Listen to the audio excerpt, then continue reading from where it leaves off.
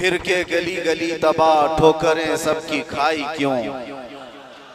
दिल को जो अक्ल दे खुदा तेरी गली से जाए क्यों। अब तो न रोक ऐ गनी आदतें सग बिगड़ गई। मेरे करीम पहले ही लुक़्मे तर खिलाए क्यों। जान है इश्क़ मुस्तफ़ा रोज़ फजू करे खुदा। जिसको वो दर्द का मजा नाज़े दवा उठाए क्यों। अल्लाह तबारक व तआला आपकी ये मोहब्बत और अकीदत को सलामत रखे। मैं बहुत देर से देख रहा हूँ हर कोई किसी को बिठा रहा है, और मैं ये भी महसूस कर रहा हूँ बैठे तो बेचारा कोई बैठे कहाँ। जो जिस हालत में खड़ा है जैसे है उसी अंदाज में खड़ा रहे। हजरत मौलाना इलियास काजी साहब मुझसे कह रहे थे आज यहाँ ऐसा लग रहा है कि जैसे शबे कदर है। मैं उनसे ये कहता हूँ हुजूर पाक सल्लल्लाहु अलैहि वसल्लम के नामूस की जहाँ बात हो हजारों शबे कदर से भी अभी शबे कदर मिली है मेरे मुस्तफ़ा की बरकत से। सारी बरकतें उस हस्ती पाक की हैं। आबरू माँ ज़नाम मुस्तफ़ा, हम सब की इज्जत और आबरू उस नाम पाक से वाबस्ता है।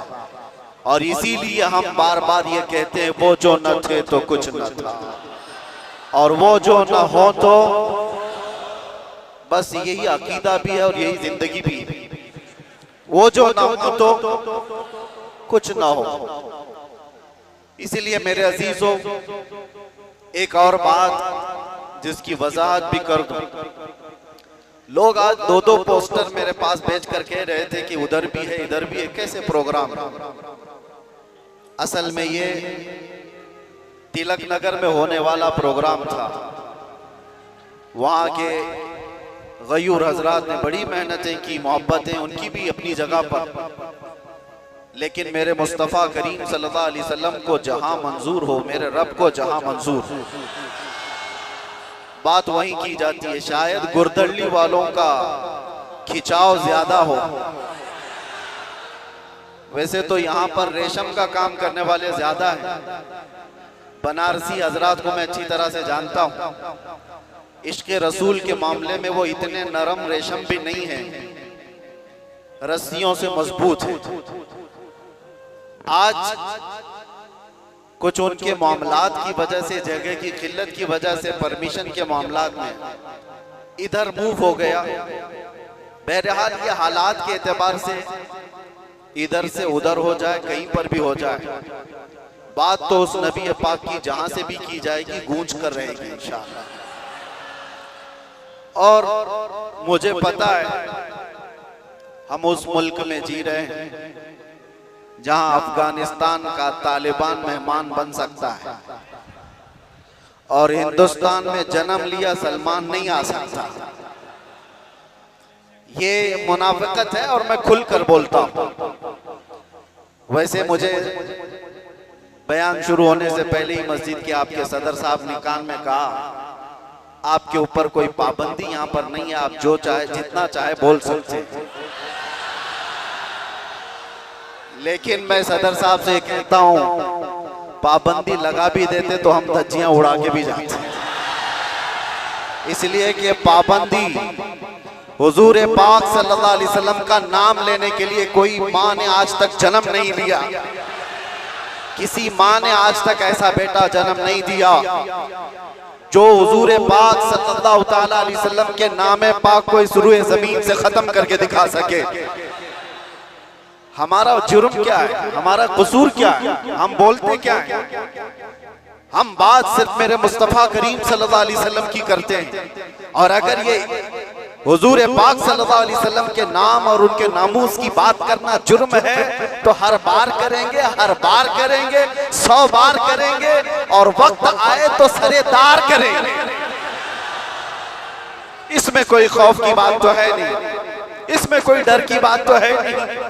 जब हमने ये कह दिया है या रसूल अल्लाह ये दिल भी तुम्हारा, ये जान भी तुम्हारी, हम आए यहाँ तुम्हारे लिए और उठे भी वहां। जब सब उनके लिए है तो फिर डर किस बात का। खौफ न रख रजा जरा, तू तो है अब्दे मुस्तफा, तेरे लिए अमान है, तेरे लिए अमान है। बेंगलुरु के गयूर नौजवानों को मैं कुछ बातों से बेदार करना चाहता हूँ। तुम्हारी एनर्जी, तुम्हारी ताकत खामखा जाया नहीं होनी चाहिए। सड़कों पर बर्बाद किए जाने के लिए तुम्हें ताकत नहीं दी गई। अल्लाह ने तुम्हें जो ताकत और एनर्जी दिया है, जो तुम्हें पावर दिया है, वो नशे के अड्डों पर बर्बाद करने के लिए नहीं, और ना ही गलियों कूचों पर रात भर गुजारने के लिए, और ना ही बेमहल और बेवक्त एहतजाजात करके अपने आप को जोखिम में डालने के लिए। तुम्हारी एनर्जी और तुम्हारी ताकत एक एक पल किस चीज के लिए दी गई है आपको पता है? जिंदगी ये नहीं है किसी की किसी के लिए, जिंदगी है नबी की नबी के लिए, और ना समझ मरते हैं जिंदगी के लिए, और जीना मरना है सब कुछ नबी के लिए।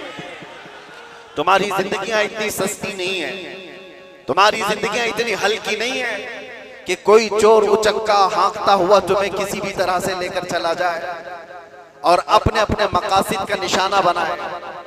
ऐ नौजवानों, जिस दौर में आप जी रहे हो, होश और हवास के साथ जियो। कानूनी मामलात और उसकी पेचीदगियों को समझो। दुश्मन किस अंदाज से तुम्हें वार कर रहा है, इस चीज को महसूस करो। यकीनन मेरे आका सल्लल्लाहु तआला अलैहि वसल्लम की मोहब्बत और उनकी असमत एक ऐसी चीज है जिस पर मुसलमान कंप्रोमाइज नहीं करता, और ये दुश्मन को अच्छी तरह मालूम है। हमें भड़काने के लिए, हमें आपे से बाहर करने के लिए, जानते हो वो कौन सी चीज का इस्तेमाल करते हैं? सिर्फ और सिर्फ मेरे नबी का नाम इस्तेमाल करते हैं। उनको पता है इसकी माँ की गाली से भी उतना नहीं भड़केगा, ये इसके बाप और इसके खानदान को कोसो तो भी नहीं भड़केगा, इसके घर को बिल्डोजर से तोड़ दो तो भी नहीं भड़कता। ये अगर बेकाबू होता है तो आमिना के लाल की इज्जत पर उंगली उठा दे। ये अच्छी तरह से दुश्मन को मालूम है, इसीलिए बार बार इस तार को छेड़ा जाता है। उन्हें छेड़ने दो, वो अपने हैसियत के मुताबिक छेड़ करके समझ रहे हैं, लेकिन हकीकत में मेरे अजीजों मैंने महसूस किया इस कौम को अल्लाह हमेशा सलामत रखे। मैं कभी कभार रातों में बैठे फिक्र भी करता कि इन नौजवानों से मुस्तकबिल क्या होने वाला है, जो रात भर नशे के अड्डे में गुजारते हो, गाने सुन करके दिन भर बिस्तर पर सोए रहते हो। उम्मत मुस्लिमा का क्या होगा? हम पहले बहुत जज्बाती तकरीरें कर चुके, माशरे की इस्लाह के लिए हर बुराई पर हम उंगली रख चुके, बहुत फिक्र अंदाज, काफी फिक्र होती थी। लेकिन मैंने देखा ये वो नौजवान जो नशा में मेरे साथ जेल की कैद काटे हुए नौजवानों को भी जानता हूं, जो हर तरह का नशा करके आए हुए थे, एडिक्ट थे, और कोई 10 साल से, कोई 15 साल से, कोई 20 साल से, और सारी कड़ियां जोड़ करके मैं आकर के देखता हूं कौन है जो इन्हें नशा पर उभारता है, कौन इनकी गलियों में नशा बेचता है, कौन सप्लायर है, कौन उभारता है, कौन पहुंचाता है। कानून को भी मालूम है कहां बिक रहा है, कहां सप्लाई हो रहा है, सबको पता है। और खासकर तुम्हारे मोहल्ले क्यों टारगेट है, कभी सोचा आपने? ये सिर्फ बेंगलुरु की बात नहीं, जाओ मुंबई जाओ, कलकत्ता जाओ, दिल्ली जाओ, किसी भी, हैदराबाद, हर इलाके में मुसलमान क्राउडेड जो इलाके हैं, हमारी ज्यादा आबादी जहां पर, उन इलाकों को इन तमाम बुराइयों से घेर लिया गया है, नशा से। क्यों तुम टारगेट हो? वजह यही है मेरे अजीज, इसलिए कि दुनिया को खौफ दूसरी कौमों से नहीं, मोहम्मद अरबी के गुलामों से इतना डर है कि इसी दिन ये खड़ा हो गया तो दूसरों की नींद हराम कर देगा। पता है इसको इन तमाम खुराफात में मुलविस करके, नशा का आदी बना करके इसको सुला दो। ठीक है, इन्होंने कर लिया, किसी को 10 साल से, किसी को 20 साल से, किसी को 25 साल से नशा में मुब्तला करके रख दिया। हम भी डरे हुए थे, कि ये नशाखोर नौजवान क्या करेंगे, मुस्तकबिल क्या होगा इनका। लेकिन मेरे अजीजों, मैंने अभी माजी करीब में साल 2 साल में ये भी महसूस किया, नशा छोड़ना आसान भी नहीं है। जो एडिक्ट होता है वो जल्दी छोड़ता भी नहीं। अरे गुटखा नहीं छोड़ता तो वो दूसरी बातें कहां जल्दी छोड़े। लेकिन मैंने इलाज भी देखा, ये वो नौजवान 10 साल 12 साल 15 साल से नशा में एडिक्ट हैं। पूरी दुनिया ने इनको टारगेट कर कर करके नशा खिलाया और इनको 36 घंटे 48 घंटे सोने वाले नौजवान बनाया। मैंने देखा है 36 घंटे सोने वाले, और डर था हमें कि इनसे होगा क्या मुस्तकबिल। लेकिन मेरे अजीजों, हमारा ये अंदेशा, हमारा ये डर गलत निकला। दुनिया ने सब कुछ एड़ी चोटी का जोर लगा दिया इस नशा में मुब्तला कर कर कर करके कि इनको मफलूज कर दे, इनको पैरालाइज कर दे। लेकिन मैंने देखा, एक बार पुकारा आई लव मोहम्मद, उसके बाद फिर देखा वो नौजवान जो 20 साल से नशा में है, नाम मोहम्मद का नशा चढ़ गया है। मैंने पूछा वो पुराना नशा कहां चला गया? पुराना नशा जिसमें 36 घंटे सोता था, वो नशा कहां चला गया? मैंने उन नौजवानों को देखा, वो झूमते हुए कहते हैं वो नशा अलग है, ये उस मुस्तफा के नाम की मोहब्बत का नशा अलग है। मैं ये चाहता हूं मेरे अजीजों, आओ उस नाम पाक के नशे में, इससे बढ़कर के बेहतर खुमार कोई है नहीं। इसीलिए जो उस मोहब्बत के नशे को पी लिया, तब फिर वो गुनगुना करके यूं कहा था, कुछ ऐसा कर दे मेरे किरदिगार आंखों में, हमेशा नक्श रहे रूये यार आंखों में। उन्हें न देखा तो किस काम की है ये आंखें, कि देखने की है सारी बहार आंखों में। आपको मैं उसी चीज की दावत देने के लिए आया हूं। नौजवानों, ये धड़कता दिल किसी लैला को देने के लिए नहीं है, एक ही दिल है। उस लैला को क्या दें जो हर 4 दिन के बाद मजनू बदल देती हो? उस लैला को क्या दें जो पैसे देख करके बदल जाती हो, मनसब देख करके घर बदल लेती हो? हम उस दरबार में अपने आप को डाल दें जहां के मुतालिक ये कहा, जब तक बिके न थे तो कोई पूछता न था। या रसूल अल्लाह, तुमने खरीद कर, सिर्फ अनमोल नहीं, बात यहीं तक नहीं है, जिसको रसूलुल्लाह ने खरीदा वो अबू बकर था तो सिद्दीक बनाया है, उमर था तो फारूक बनाया है, उस्मान था तो जुन्नूरैन बनाया, अली था तो हैदर कर्रार बनाया, बिलाल था तो फखरे आसमान बनाया है, अब्दुल्ला इब्न मसऊद को फखरे फिखा बनाया है। जो आया जिस अंदाज से आया, मेरे मुस्तफा ने उतना नवाजा है। आज के दौर में हम देख रहे हैं, मुझे दुनिया क्यों पूछती है, मुझे दुनिया क्यों देखना चाहती है? यहाँ का मजमा भी मैं जानता हूँ, ये सुनने कम देखने ज्यादा आया हुआ है। सुनने के लिए तो यूट्यूब से सुन ही रहे, सारी तकरीरें पहुंच भी रहे, और ऑनलाइन अभी भी चल रहा होगा, घर बैठ के देख सकते हैं। लेकिन ये उमड़ता हुआ मजमा जो देखने के लिए आया है, वो इसलिए कि मेरे अजीजों, दुनिया को ये बता दें, दुनिया सेलिब्रिटीज को देखने के लिए कतार लगाती होगी, ये उम्मत ऐसी है मुस्तफा के कैदी को देखने के लिए उमड़ आती है।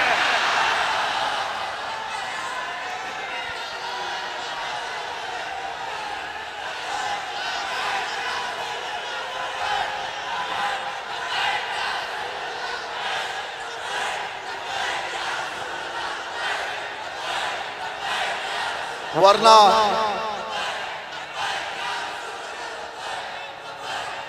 तवज्जो मेरे अजीजों, इस भरी दुनिया में हम जानते हैं जेल से छूटा हुआ आदमी मुंह छुपाकर घूमता है। लोग क्या बोलेंगे, जेल से आया है, ना हम जाने में मुंह छुपाए थे ना आने में मुंह छुपाए।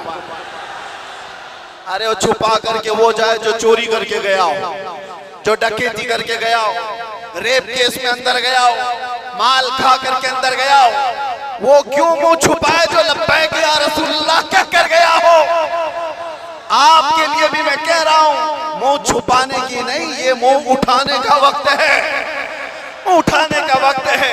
इसलिए कि मेरे अजीजों, उस नामे पाक के बाद अगर कोई मुसीबत आती है तो ये हुकूमतें या ताकतों के जरिए से वो तो जरिया बनते हैं। असल बात ये है कि हमें अल्लाह तबारक व तआला उस अजीम इम्तिहान से गुजारना चाहता है जो बिलाल हबशी को दिया गया है, जो खब्बाब बिन अल-अरत को दिया गया है, जो खुबैब बिन अदी को दिया गया है, जो ज़ैद बिन दसना को दिया गया है। मैं तारीख पढ़ता हूँ, हमेशा एक बात याद आती है, मेरे साथ भी सेम मामला हुआ था। हालांकि कंपैरिजन कुछ नहीं, बिला तशबीह बिला तमसील। इमाम अहमद बिन हंबल 5 लाख हदीसों के हाफिज हैं। आपको एक फतवे की वजह से 3 बार कोड़े मारे गए, 3 बार। और कोड़े किसको कहते हैं? ये जो कमर का बेल्ट है इसको नहीं, वो चमड़े का पट्टा होता था, एक बार मारते थे तो चमड़ी लगकर आ जाती थी। ऐसे कभी 80 कोड़े, कभी 100 कोड़े। इमाम अहमद बिन हंबल को जब ले जाया जा रहा था, ये तीसरी मर्तबा था, वक्त का खलीफा जब जल्लाद को हुक्म दिया कि इस बार फिर इनको कोड़े मारो, इनको फतवा वापस लेने के लिए कहो। एक शख्स ने कान में आकर के कहा, वो भी बड़े आलिम थे उस वक्त, कहा कि आप मुझसे कान में कह दें से मैं सारा मामला सही कर लूंगा, निपटा लूंगा। आपने कहा मेरे मुस्तफा की इज्जत और उनकी शरीयत कानों में नहीं बोली जाती, कानों में नहीं, इसलिए हम भी भरे मजमा में कहते हैं।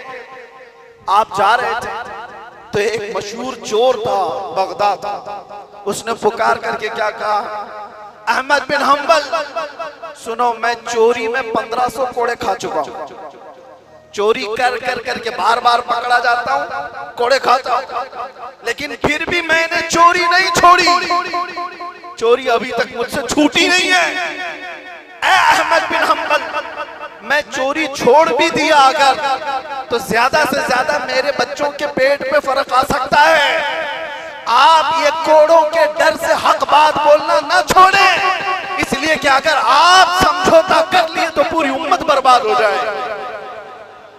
इमाम अहमद बिन हंबल कहते हैं अच्छों से बढ़ करके उस चोर ने दर्स दिया था, उस चोर ने सबक सिखा दिया था कि लोग सजाओं के डर से जब चोरी नहीं छोड़ते तो हम सजाओं के डर से मेरे मुस्तफा का नाम लेना क्यों छोड़ दो, हुजूर की इज्जत पर बात करना क्यों छोड़ दो। और अब तो हमें पता है हमारी जिंदगी बची क्या, हमारी जिंदगी की असर हो गई।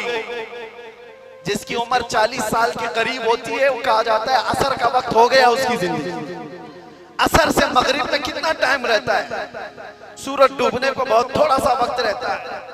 हमारी जिंदगियों की असर हो गई, मगरिब में थोड़ा सा वक्त बाकी है। जो जीना था रब तबारक व तआला ने खुशियां अता की, बचपना भी खुशहाल, हमारी जवानी भी खुशहाल, हमने जो पढ़ना था पढ़ लिया, शादी बच्चे सब हो गए, तिजारत भी हो गई, माल भी, घर भी, सारी चीजें अल्लाह ने जो जीने की दुनिया में सराय सब अता कर। अब इस वक्त जब असर से मगरिब का वक्त हो चुका हो, आदमी अगर अल्लाह के जिक्र से मुंह फेर ले और इधर सूरज डूब जाए तो फिर उसकी जिंदगी इससे ज्यादा नहुसत में नहीं आ सकती। उससे बदकिस्मत कौन है जिसकी फजर अच्छी हुई, ज़ोहर अच्छी हुई, असर तक अच्छे पहुंचा और असर के बाद बिगड़ गया, तो उससे बढ़ करके बदनसीब कौन है। इसलिए मेरे अजीजों, अब तो हम कंप्रोमाइज नहीं करने वाले, अब तो हम समझौता नहीं करने वाले। अब जो होना है, जिसको हमारे मुहावरों में कहा जाता है, जब सर ओखली में रख दिया तो मुसल से क्या डर। आदमी को पता है। बहरहाल आपसे मेरा एक मैसेज है, आपसे मेरा एक पैगाम, ये और फितनों का दौर आता जाएगा और फितनों का दौर बढ़ता जाएगा। मेरे नबी पाक सल्लल्लाहु अलैहि वसल्लम ने फरमाया, मैं देख रहा हूं फितने मेरी उम्मत पर इस अंदाज से आ रहे हैं जैसे बारिश के कतरे, बारिश के कतरे जिस तरह आ रहे हैं इस तरह से फितने आएंगे। तस्बीह का दाना यानी तस्बीह उसकी गांठ अगर टूट जाए तो दाने किस तरह से बिखर जाते हैं। हुजूर पाक फरमाते हैं उम्मत में फितने इसी तरह से होंगे, एक दाना पकड़ने जाओगे दूसरा सरक जाएगा, दूसरा पकड़ने जाओगे तीसरा निकल जाएगा। तुम एक फितने से निकल करके आ रहे होगे, दूसरा सामने होगा और तुम ये कहोगे इससे बड़ा फितना तो मैंने देखा ही नहीं, जबकि उसके बाद फिर फितना आएगा। हुजूर फरमाते उसको देखकर फिर कहोगे तुम इससे बड़ा तो मैंने देखा ही नहीं। इस दौर में हम जिंदगी गुजार रहे हैं। हर आने वाला दिन एक नया फितना लेकर के आएगा। इसी जमाने के मुतालिक मेरे मुस्तफा सल्लल्लाहु अलैहि वसल्लम ने फरमाया तुम्हारा ईमान पर कायम रहना इतना मुश्किल हो जाएगा जितना हथेली में अंगारा लेकर खड़ा होना मुश्किल हो जाएगा। आग का अंगारा लेकर आदमी हथेली में खड़ा हो सकता है, इतना ही मुश्किल हो जाएगा। मैं देख रहा हूं उस दौर को, लोग हवाओं में ईमान बेच देते। आज जिसकी हवा देखा उसकी बोली बोलना शुरू कर दिया। इधर आंधी चल रही है उसके पीछे भाग गए। इसीलिए हुजूर पाक सल्लल्लाहु अलैहि वसल्लम ने यह भी फरमाया था कि ताकत की बोलबाला ऐसा होगा कि लोग उसी को सब कुछ समझ रहे होंगे। आज वही है ताकत, हुकूमत, सत्ता जिसके पास है, लोग ये समझते हैं उनके साथ ही रहने में भलाई है, उनके साथ ही रहने में भलाई है कि कुछ उनका छूटा हुआ झूठा खाने को मिल जाएगा।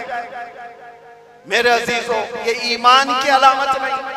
हुजूर ने ये भी फरमाया दज्जाल जिस वक्त जमाने में आएगा, दज्जाल उस वक्त का हाल ये होगा हजारों की तादाद में लोग ईमान छोड़कर उसकी फौज में शामिल हो जाएंगे। और हुजूर ने फरमाया दुनिया शुरू होने से लेकर कयामत तक उससे बड़ा कोई फितना नहीं। वो दौर भी आने वाला है। उस दौर की अलामत में क्या बताया मेरे आका ने? इरशाद फरमाया सच को झूठ बना दिया गया होगा और झूठ को सच बना करके पेश किया जा रहा होगा। क्या आज ये पूरा निजाम कायम नहीं है? ये सारा मीडिया ये दज्जाली निजाम पर चल रहा है। ये सब दज्जाल के चेले जितने भी बैठ करके भोगते हैं, जो सच्ची बात होगी उसको ऐसा तोड़ मरोड़ करके बयान करो कि वो झूठी लगने लगे, और झूठ को इतना सजाओ, इतना बोलो कि सच लगने लग जाए। आज उस दौर में तुम जी रहे हो। कितने बड़े बड़े चैलेंजेस हैं तुम्हारे पास, कितने बड़े बड़े चैलेंजेस हैं। ईमान पर कायम रहना मुश्किल हो जाएगा।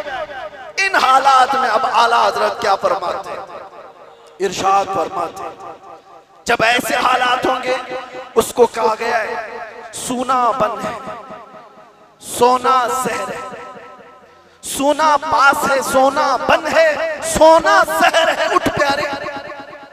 3 बार फरमाया आला।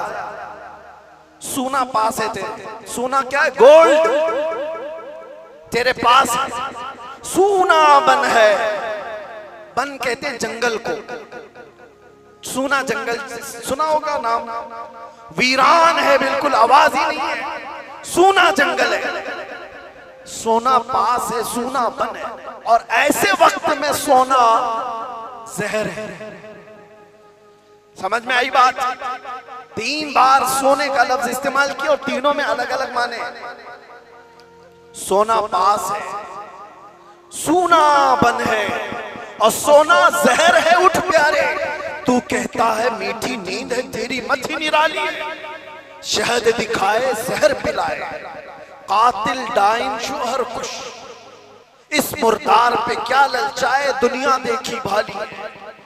आज उसी दौर में हम जी रहे हैं। शहद दिखाए जहर पिलाए। तुम्हें जितना सजा सवार करके दिखाया जाता है ये असल दुनिया नहीं है नौजवान।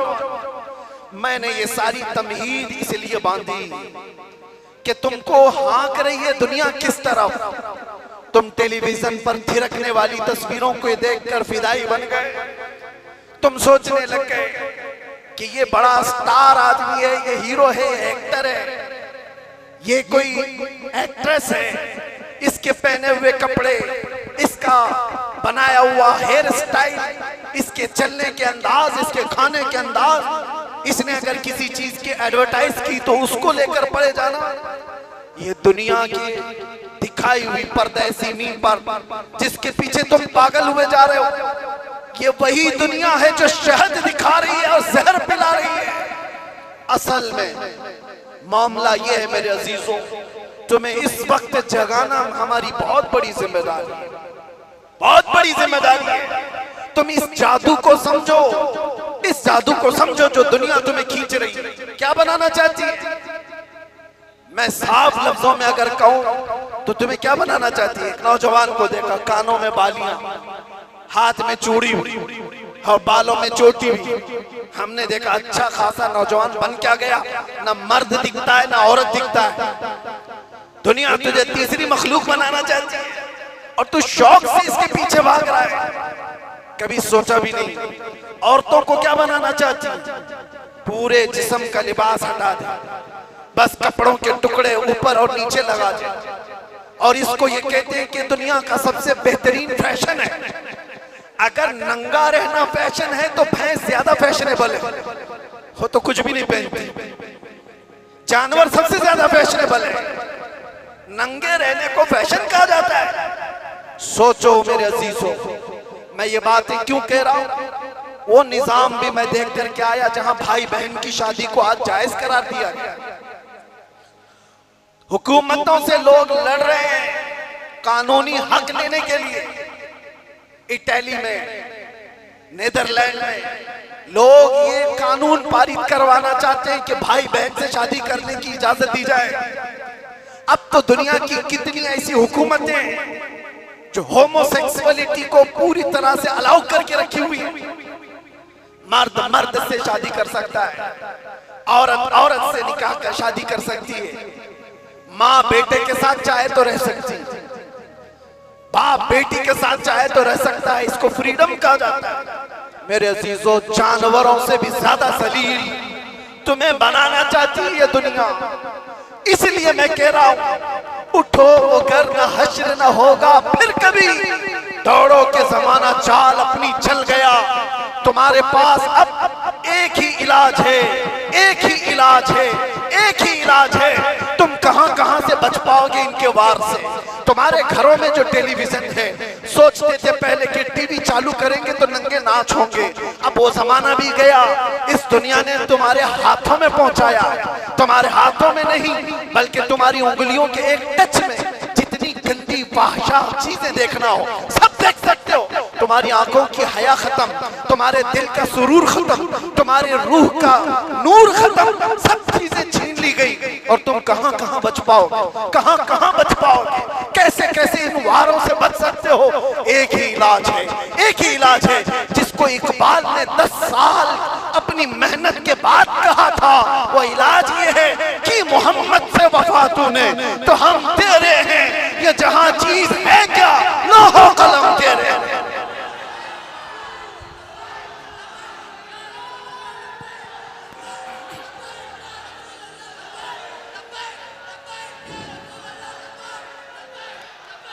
हर आफत, हर फितने से हिफाजत चाहते हो, एक साथ के पास आ जाओ।